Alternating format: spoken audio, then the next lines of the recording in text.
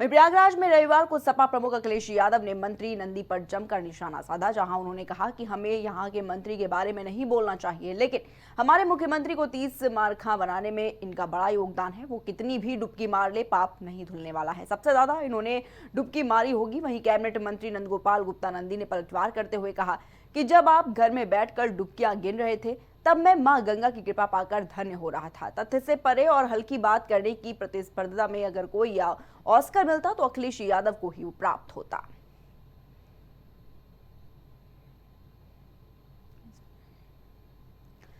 तो आपको बता दें कि अखिलेश यादव लगातार बयानबाजी करते हुए नजर आ रहे हैं और एक बार फिर उन्होंने भाजपा पर जमकर निशाना साधा है। आपको बता दें कि बीजेपी के मंत्री नंदगोपाल नंदी पर उन्होंने जमकर हमला बोला और अखिलेश यादव ने नंदी के स्नान पर तंज कसा है। वहीं इसी के बाद नंदी का पलटवार भी देखने को मिला है।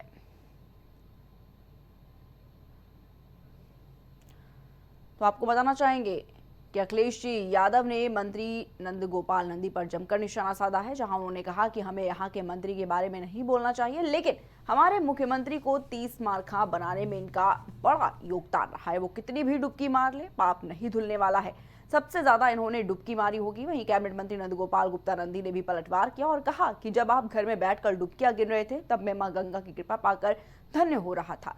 तथ्य से परे और हल्की बात करने की प्रतिस्पर्धा में अगर कोई ऑस्कर मिलता तो अखिलेश यादव को ही प्राप्त होता। और इसी खबर तमाम जानकारी के लिए हमारे साथ हमारे संवाददाता आशीष जुड़ चुके हैं। आशीष, देखा जा रहा है लगातार अखिलेश यादव का बयान सामने आ रहा है और एक बार फिर उन्होंने बीजेपी पर हमला बोला है और नंद गोपाल नंदी पर जिस तरीके का बयान दिया है, उन्होंने क्या कुछ पूरी जानकारी इस पर सामने आई है? आशीष।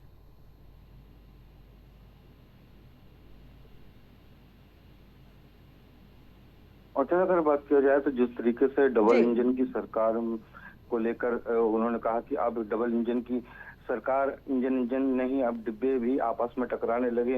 ऐसे तमाम तरीके से उन्होंने कल जिस तरीके से सवालों का जवाब देते हुए और सरकार को घेरा है, तो ऐसे जिस तरीके से चाहे हम नंदगोपाल कैबिनेट मंत्री नंदी की बात कर ले, डिप्टी सीएम केशव मौर्य को, तो ऐसे तमाम लोगों को उन्होंने टिप्पणी करी।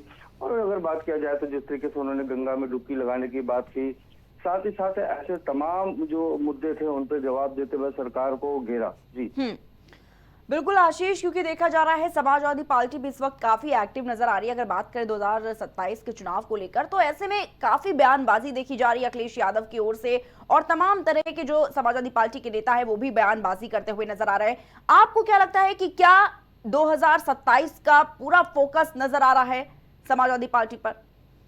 निश्चित तौर पे देखिए, अगर बात किया जाए तो निश्चित तौर पे पूरी इसमें उन्होंने बात भी ये रखी कि जिस तरीके से 2027 की बात किया जाए तो 2027 के लिए उन्होंने कहा कि अखिलेश यादव ने कहा कि जिस तरीके से 2027 में पूरी जोर शोर से इस बार जो सपा सरकार है वो बनाएंगे। तो जिस तरीके से अगर बात किया जाए तो 27 की पूरी जोर तो उससे तैयारी कर रहे हैं। अगर उनकी जो कल जिस तरीके से उन्होंने प्रेस कॉन्फ्रेंस की, उसमें पत्रकारों से बात करते हुए और जिस तरीके से जो डबल इंजन की सरकार पे उन्होंने टिप्पणी की, तो ऐसे तमाम जिस तरीके से उनकी कल जिस तरीके से वहाँ पत्रकारों से उन्होंने बात किया और साथ ही साथ डबल इंजन की सरकार को जिस तरीके से उन्होंने कहा कि इंजन नहीं, अब डिब्बे भी आपस में टकरा रहे हैं। तो ऐसे तमाम जो उनके जो सवालों का वो जवाब दे रहे थे, तमाम टिप्पणियां कर रहे थे, सरकार को घेर रहे थे।